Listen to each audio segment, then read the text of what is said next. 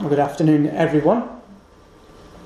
I think there's a point in many people's lives when tragedy strikes them either personally or within their close circle, or maybe there's a consciousness of greater suffering all around the world, where for many men and women they end up asking this question, if there's a God, if there's really a power out there, why does he allow suffering? Why, if there is a God, does he not prevent it?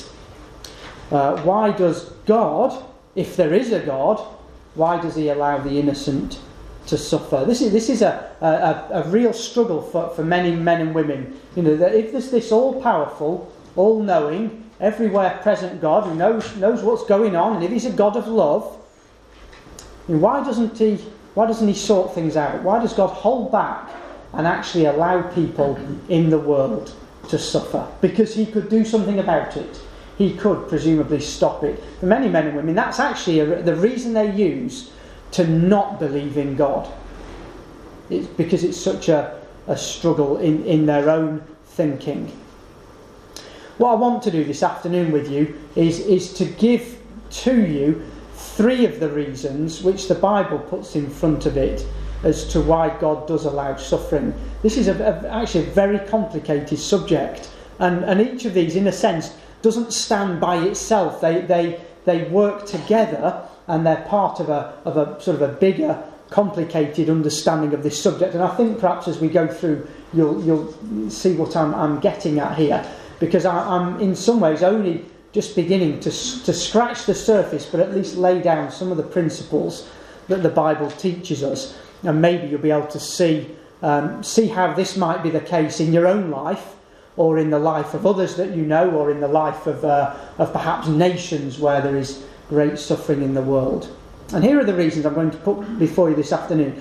Suffering is a consequence of sin and of the nature that we bear because of sin. That suffering can come about because of our own free will and the use of that free will. And also that suffering is there because it can be for our benefit. Those are the 3 I'm going to share with you this afternoon, and there'll be others perhaps that you think of yourself. So let's start off with this right at the beginning of our Bibles, where we're introduced to the fact that suffering does come about as a consequence of sin. Just open your Bibles, if you would please, at Genesis and chapter 3.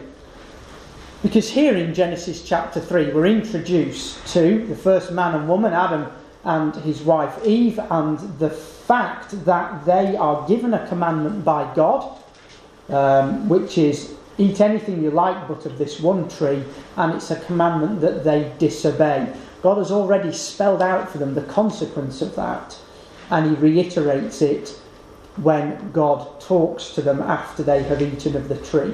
This is what he says. Just notice this in verse 16. To the woman, God said, I will greatly multiply your sorrow and your conception. In pain you shall bring forth children. Your desire shall be for your husband, and he shall rule over you. Then to Adam he said, because you have heeded the voice of your wife and have eaten from the tree of which I commanded you, saying, you shall not eat of it. Cursed is the ground for your sake. In toil you shall eat of it all the days of your life. Both thorns and thistles it shall bring forth for you, and you shall eat the herb of the field. In the sweat of your face you shall eat bread, till you return to the ground. For out of it you were taken. For dust you are, and to dust you shall return. You think through those words there, that what God says to Adam and Eve is that the result of their sin is that they, mankind, would now have a difficult life. Life had been easy up till then, but now it's going to be difficult. It will involve hard work, sweat of their face. It would involve suffering. God specifically says that childbirth would be something that would bring suffering. And eventually, for both of them, that suffering would lead ultimately to death. That was the result of their sin, their disobedience to God. It was what he had said would come about. And that consequence of sin, a life which would have suffering in it, and eventually lead to death has been the same for every man and woman and child since the time of Adam. Because we inherit that nature which Adam and his wife now had, a nature which was corrupting both morally because they had sinned and had a tendency to that, and physically because now they were dying men, a dying man and woman, and it's been the same ever since. It's an idea then that we see as we go through our Bible, so that, for example, in the book of Job, where there's plenty of suffering, Job quite simply says that man who is born of a woman, that's all of them then, is few of days and full of trouble. See, Job appreciated it wasn't just him that was going to go through suffering, which he was, but every man and woman would go through that. And earlier on, I think it's Eliphaz who says this: man is born to trouble as the sparks fly upward. Sparks do fly upward. And so it's a self-evident truth, isn't it? Paul, the apostle, puts it a bit more clearly for us, linking back to Genesis when he writes to the Romans, and says, therefore, as sin came into the world through one man, and death through sin, and so death spread to all men, because all sinned. So it's laid out in front of us there, isn't it? That suffering actually came into the world in the first place as part of God's curse upon man for disobedience, a curse which leads ultimately to men and women dying. And we are no different. We're made of the same stuff as Adam and Eve were. We have the same nature. We too also sin. We too also suffer as part of our process of growing old and ultimately dying. And from that point of view then, we can say straight away, can't we, that for God to remove suffering from the lives of men and women would be for God to be inconsistent to the rules that God has put in place. You know, if God changed the rules for some and not for others, and said, actually, Roger, you don't need to suffer, but you lot over there, you do. What would we think of God and his integrity and his fairness if God was a God who actually took that out of the lives of men, who actually removed part of the consequence of our nature?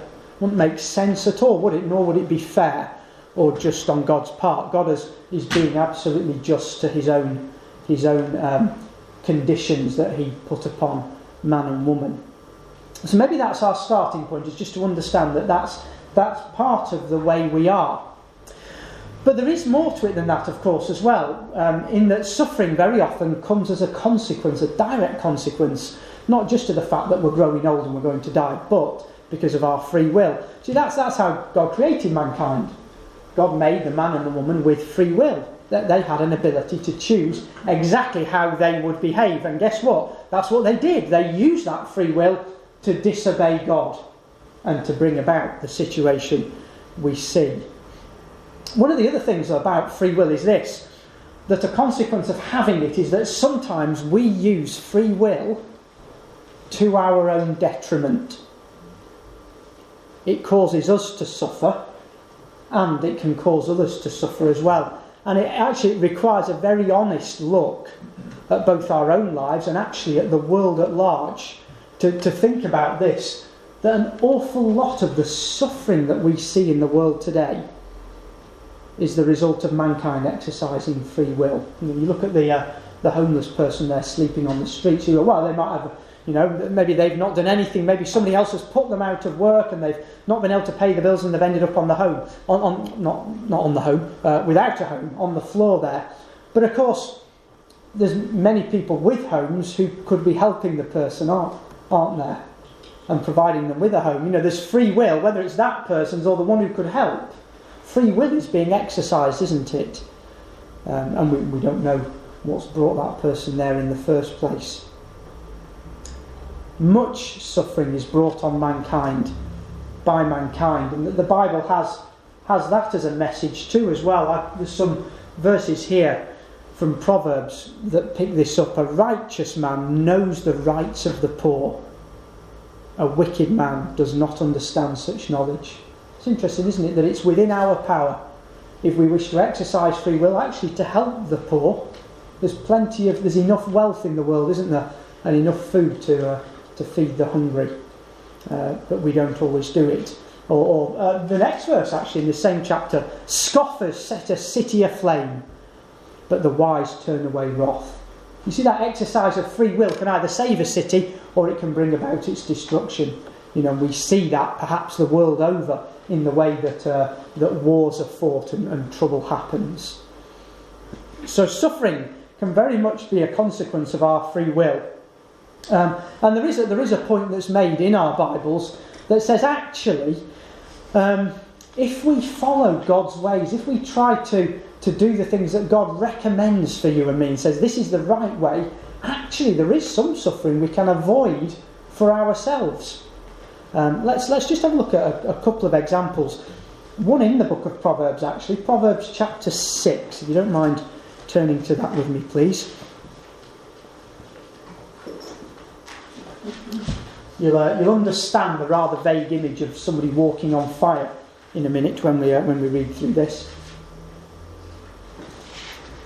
But here's the writer in Proverbs asking his own son to listen to what he's been teaching him, because these are God's commands that his father's been passing on. Look at verse 20 of Proverbs 6. It says, "My son, keep your father's command and do not forsake the law of your mother. Bind them continually upon your heart, tie them around your neck. When you roam, they will lead you. When you sleep, they will keep you. And when you awake, they will speak with you. For the commandment is a lamp, and the law a light. Reproofs of instruction are the way of life, to keep you from the evil woman, from the flattering tongue of a seductress. Do not lust after her beauty in your heart, nor let her allure you with her eyelids. For by means of a harlot, a man is reduced to a crust of bread, and an adulteress will prey upon his precious life. Can a man take fire to his bosom and his clothes not be burned? Can one walk on hot coals and his feet not be seared? So is he who goes into his neighbour's wife. Whoever touches her shall not be innocent." There's a very simple example there, isn't there, that's given, where the writer says, look, one of the commandments of God is don't commit adultery. And here in these verses, the writer of Proverbs says, look, you can't play with fire and not be burned. Don't be surprised if you go down that particular route and let yourself be tempted off God's way, if it brings you nothing but trouble, a man being reduced to a crust of bread. There's plenty of men and women out there who know exactly what that means, because their lives have ended up destroyed by a slip of that way. You see, God gives us the advice, doesn't he? He says, look, if you follow my ways, it can keep you away from suffering that you don't need to go through. Another one in the New Testament, this is I thought that one was grim, but this one's maybe grimmer. Romans chapter 1, and just a few verses here.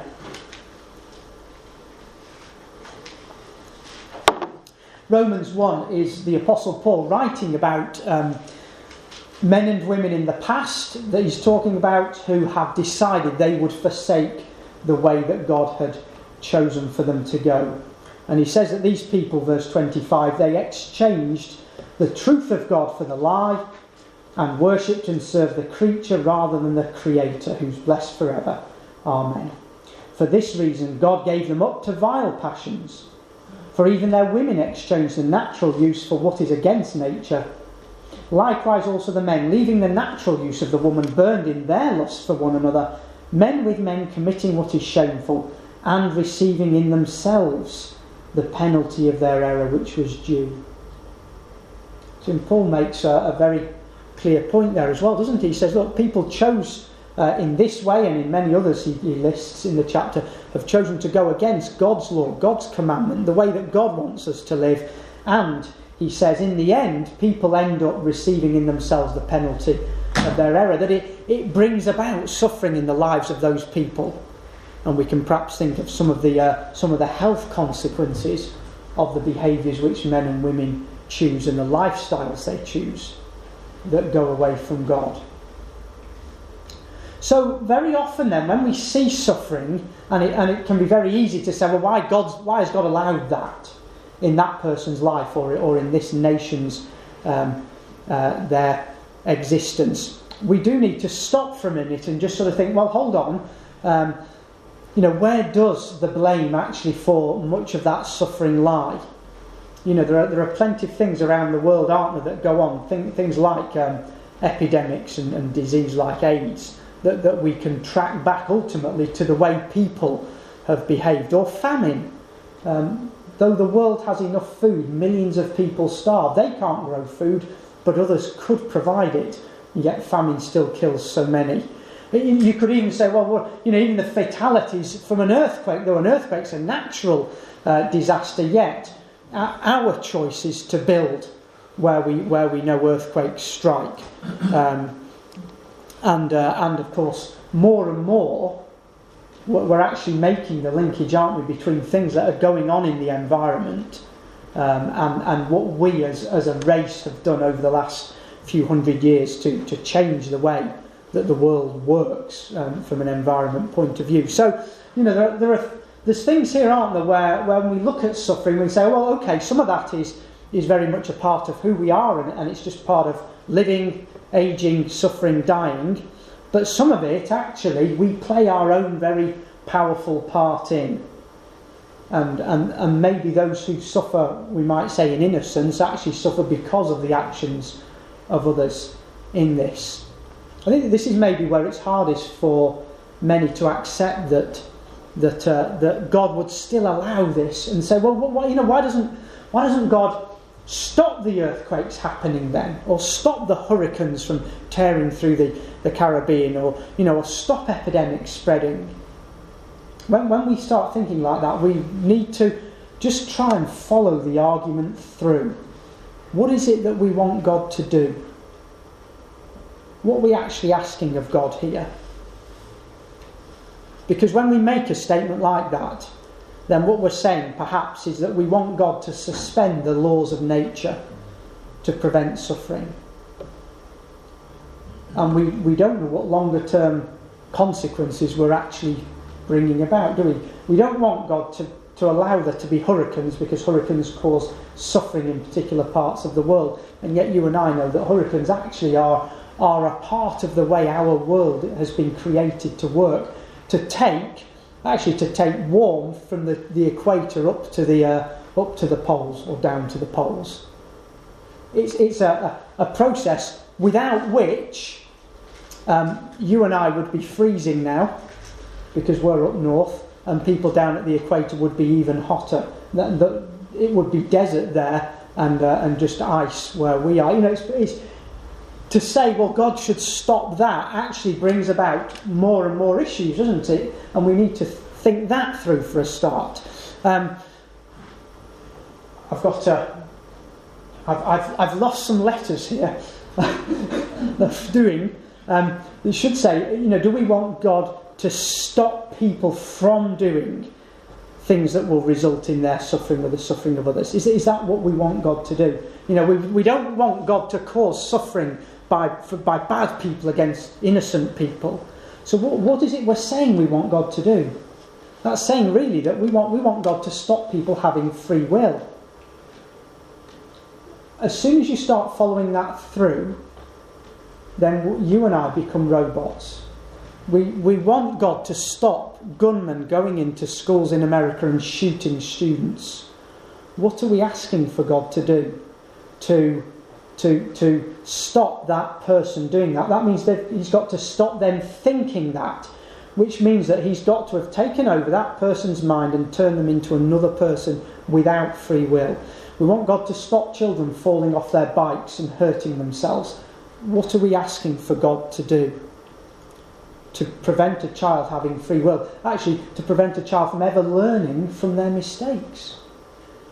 It's not a line of argument that makes any sense, is it? Because what we're saying is, we don't want God to allow suffering, therefore God must make you and I no more than automatons. Our existence actually will become completely pointless if God, to save us from our own free will, stopped us from suffering or causing suffering. So that's something we have to really take on the chin, isn't it, in many ways, that suffering, our own and that of others, very often is a result of free will, and it's wrong to ask God to suspend that because of where it would lead. So we've thought of two reasons why there's suffering and why God does allow it. And in many ways it would be wrong for God to just put a stop on it in different cases. But the third reason, and really is a much more positive reason, is that we see in our Bibles that suffering can very much be for our benefit. This is something that God tried to teach his own people, the people of Israel, when he led them through the desert for 40 years. This is what God says at the end of that journey.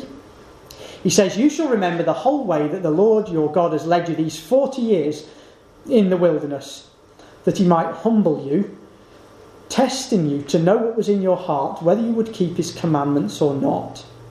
And he humbled you and let you hunger and fed you with manna, which you did not know, nor did your fathers know, that he might make you know that man does not live by bread alone, but man lives by every word that comes from the mouth of the Lord."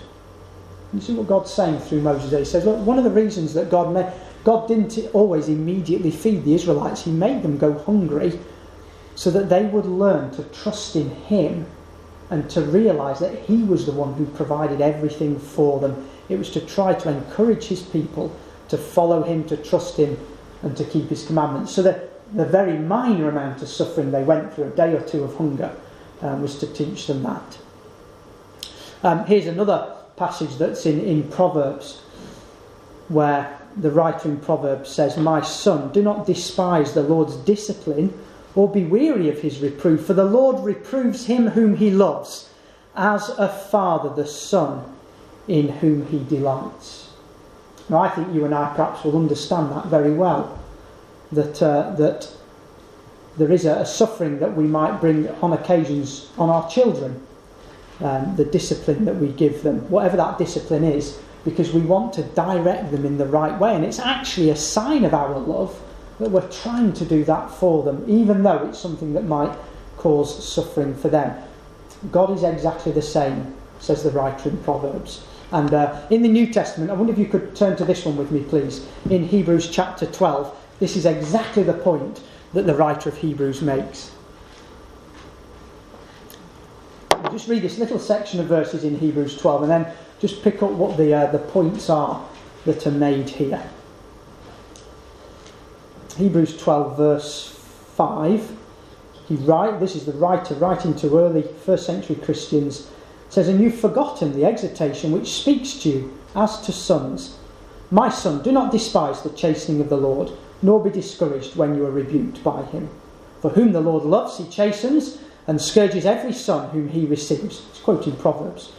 "If you endure chastening, God deals with you as with sons. For what son is there whom a father does not chasten? But if you are without chastening, of which all have become partakers, then you are illegitimate and not sons. Furthermore, we have had human fathers who corrected us, and we paid them respect. Shall we not much more readily be in subjection to the Father of spirits and live? For they indeed for a few days chastened us as seemed best to them, but he for our profit, that we might be partakers of his holiness. Now, no chastening seems to be joyful for the present, but painful. Nevertheless, afterward, it yields the peaceable fruit of righteousness to those who have been trained by it." Think of what's being said there. The writer says that our sufferings are a sign of God's love for us, that actually God is here trying to help you and me to find the right way in life. In fact, he says, look, if we won't accept and want to refuse the chastening that God might bring into our lives, we don't deserve to be his children. But what he says is that actually our chastening, the suffering God might bring upon us, is for our eternal benefit. It's not even just for a short-term benefit. It's something that will help us in the long run, potentially forever. See, here is God allowing you and me to suffer at times in the hope that through that suffering we might actually be drawn to God. So even though the suffering that we go through might just be part of our nature, we get an illness because that's the sort of nature we have, or it might be because of our free will, we do something stupid and it causes suffering. Actually, in all of that, God can use those very events in our life to teach us to look to him for help. So God is working marvellously with us if we'll allow it. It's no different than what he did with his own son. This is what we read earlier in Hebrews about Jesus, that although Jesus was a son, the Son of God, he learned obedience through what he suffered. His own sufferings in life helped Jesus to seek out God and to trust him, to trust God, instead of trusting in himself. Maybe that you think of some of the temptations of Jesus, 40 days without food and drink, very tempted there to alleviate his suffering by turning stones into bread. But the very process of him overcoming that made him somebody that trusted much more in God. Paul is another one, the Apostle Paul, a great man, a great follower of Jesus. And you probably can see where I'm going with this one. Anybody who's been pricked by a thorn, or in this case a plane, will know all about the pain that causes.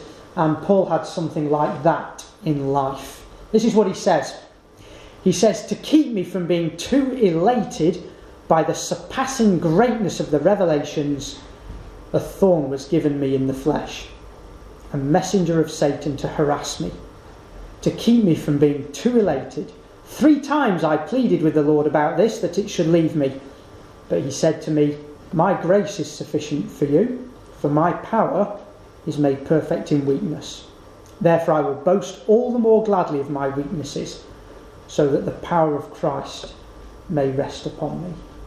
Paul hadn't realised actually until God spoke to him after he prayed 3 times about this, that the reason God brought this, whatever this suffering was, which may have been physical or it may have been opposition to his message or something, whatever it was, he didn't realise until later that God did this to stop him becoming a big head and actually becoming so elated about the wonderful revelations God gave him that he actually went off track and became useless to God. And so Paul eventually says, well, then I'm going to be pleased about what God has felt necessary to do for me, because this is helping me in my discipleship. So, let's think again about this idea of suffering for our benefit. It's not just that God allows suffering, which he does, and we've seen some of the reasons why, but God will actually use our suffering on occasions to benefit us. Because it's like him as a loving father trying to guide us, trying to help us to learn God's way and to follow it. In fact, sometimes it may be that we can recognise this, that actually it's only when we suffer, sometimes when we're in the depths of suffering, that we realise just how much we need God, that we rely on his mercy. Perhaps then we also realise how little the world can offer us, a world which ultimately is full of suffering. That's why we had that reading actually from the Psalm. Come with me to Psalm 103. I think it's the last passage we'll have a look at. This is a superb psalm. I think it's my favourite psalm, this is, because it speaks about all the good things that God does for us. You know, we've only looked at suffering this afternoon. What we haven't done is actually counted our blessings and said, well, actually, how much more good does God do for us? But this psalm is full of it. Heals all your diseases, redeems you from iniquity. There's a whole heaps in here, which we can't touch on. Well, I'm not going to. But what we can do is look at some of the mercy of God. Look at verse 8 in this psalm. "The Lord is merciful and gracious, slow to anger and abounding in mercy. He will not always strive with us, nor will he keep his anger forever. He has not dealt with us according to our sins, nor punished us according to our iniquities." So that's a comforting thing to learn, isn't it? That actually, because of the mercy of God, he hasn't dealt with us as we deserve. So actually, whatever we go through, in God's eyes, if God were only a God of absolute rigid justice without mercy, then we get a lot worse than any of us ever have. God doesn't deal with us as our sins would deserve. because God knows what we're like and God has something for us. Look at verse 11. For as the heavens are high above the earth, so great is his mercy toward those who fear him. As far as the east is from the west, so far has he removed our transgressions from us. As a father pities his children, so the Lord pities those who fear him, for he knows our frame. He remembers that we are dust. As for man, his days are like grass. As a flower of the field, so he flourishes. For the wind passes over it and it's gone, and its place remembers it no more. But the mercy of the Lord is from everlasting to everlasting on those who fear him, and his righteousness to children's children, to such as keep his covenant, and to those who remember his commandments to do them. So here's what the psalmist says then. This is it's David writing, isn't it? A man who himself had plenty of suffering. He says, look, God knows what we're like. God appreciates our frailty. The God who made us from the dust knows exactly what we are like. And so God, when he looks down on us, actually has great pity for you and me. Like a loving parent, he treats us with pity. What God wants more than anything is actually to show mercy to us by being able to forgive our sins. That's what a lot of this psalm is about, the willingness of God to take away our sins. But did you notice that there's something that is asked of us? That if we want to benefit from that mercy and the forgiveness God offers, then we need to be those who fear God and keep his covenant. Not men and women who turn their backs on God because they can't see God's role in the world and the benefit God can bring us, but actually we fear him and want to make an agreement with God, a covenant that we can have through belief in Jesus Christ. And to those who do that, this is the future which God offers. Because whatever we go through now, what lies in the future just is beyond our imagination. Paul wrote this when he wrote to the Romans. He said, I consider that the sufferings of this present time are not worth comparing with the glory that's to be revealed to us. Paul in his mind says, whatever I'm going through now, I will not even remember it because things will be so much better. The glory that he looked forward to in the future. Because it is in the future, it's in God's coming kingdom. Here's one of the reasons why Paul was looking forward to that. This is the prophet Isaiah writing in chapter 35. This is why I have the picture of a cracked riverbed there. Then the eyes of the blind shall be opened and the ears of the deaf unstopped. Then shall the lame man leap like a deer and the tongue of the mute sing for joy. For waters break forth in the wilderness and streams in the desert. You see, those things that we think of today, things where there's suffering that might just come upon us as part of our nature, or might be the result of natural disasters or of things that other men and women do. All that gone. Every bit of that suffering God promises will be taken away. There's a picture of Jerusalem. Not the safest place to be today, but it will be one day. Because the prophet Isaiah says this, for behold, I create new heavens and a new earth, and the former things shall not be remembered or come into mind. But be glad and rejoice forever in that which I create. For behold, I create Jerusalem to be a joy, and her people to be a gladness. I will rejoice in Jerusalem and be glad in my people. No more shall be heard in it the sound of weeping and the cry of distress. No more shall there be in it an infant who lives but a few days, or an old man who does not fill out his days. A city where people are worried about who might stab them or drive a van into them or whatever is going on in Jerusalem at the moment and all over Israel. Those things. See how he says the same as Paul says. We won't remember it. It just won't even come into our mind because of how good the future will be. And so I finished with this quotation from the very last book of the Bible in Revelation, where the picture of no suffering is put to us, and this is a picture that's there for you and me if we will enter into a covenant agreement with God through Jesus Christ, if we will fear God and follow his words. This is what the Apostle John says in his vision. He says, "Then I saw a new heaven and a new earth," just like Isaiah. "For the first heaven and the first earth had passed away, and the sea was no more. And I saw the holy city, New Jerusalem, coming down out of heaven from God, prepared as a bride adorned for her husband. And I heard a loud voice from the throne saying, 'Behold, the dwelling place of God is with man. He will dwell with them, and they shall be his people. And God himself will be with them as their God. He will wipe away every tear from their eyes, and death shall be no more. Neither shall there be mourning, nor crying, nor pain any more, for the former things have passed away.'"